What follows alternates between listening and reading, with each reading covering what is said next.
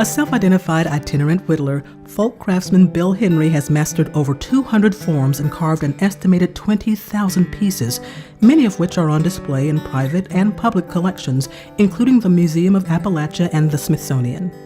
Whittling that he does is outstanding and beautiful. Some of the first pieces that I saw were things that I was familiar with, an anvil and the tools of a blacksmith. And they are so beautiful, but they're so intricate and they look so real that if you look at them, except that they're in a miniature form, you would have a hard time believing that they're not the real thing. Mr. Henry uses a simple electrician's knife to carve with. You lose more knives you wear out. I have. My father-in-law gave me a little peddling pocket knife when I first started. I did almost wear it out. But I was telling Bradley here, I've been using knives now it cost me $350 35 years ago. You get protective of your equipment, of course. And he always makes sure to cover his thumb. You monkey around with sharp knives, you're going to get bit, I tell you.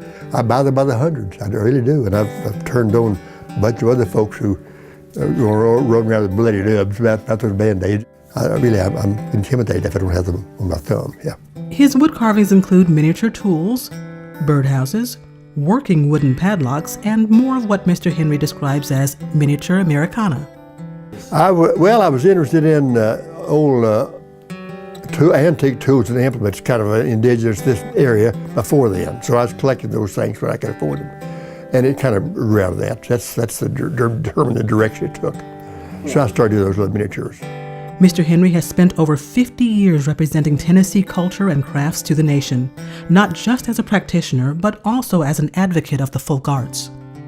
He demonstrated his whittling at the Smithsonian Folklife Festival during America's bicentennial in 1976 and again in 1983. Mr. Henry is a lifetime member of the Southern Highland Arts Guild and a member of the Foothills Craft Guild, an organization for which he also served as the first president. He has won numerous awards and honors, including the 2012 Southern Arts Craft Guild's Heritage Preservation Award.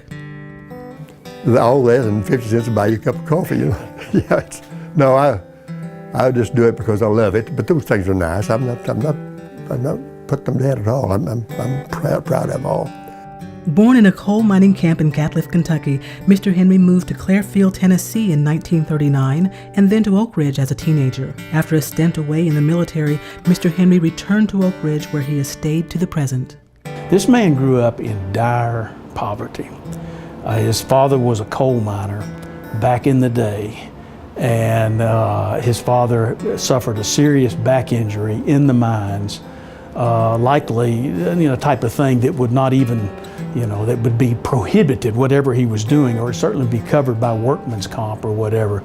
Well, the coal company's reaction, their remedy for this was to move him out of the coal camp, pack the whole family up, mother, father, and 6 kids, put them out on the highway. It's taught so many people. I think that's what's fascinating now is people will come by and they will want to learn about Bill Henry and where he is, and they will want to study under him.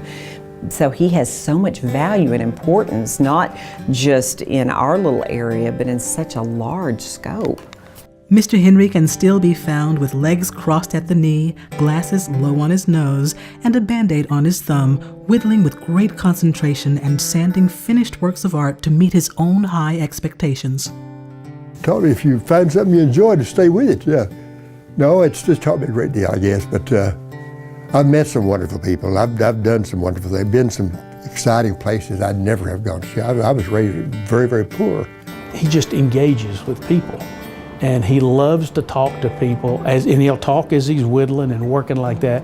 He's got he's got a smile that will just, knock you down, and he's got this big old deep voice, and he's just a fun people person, and I think he's one of the greatest ambassadors for Southern Appalachia I've ever known, because he grew up here, he's known hard times here, he's known good times, and you never see him without a smile on his face.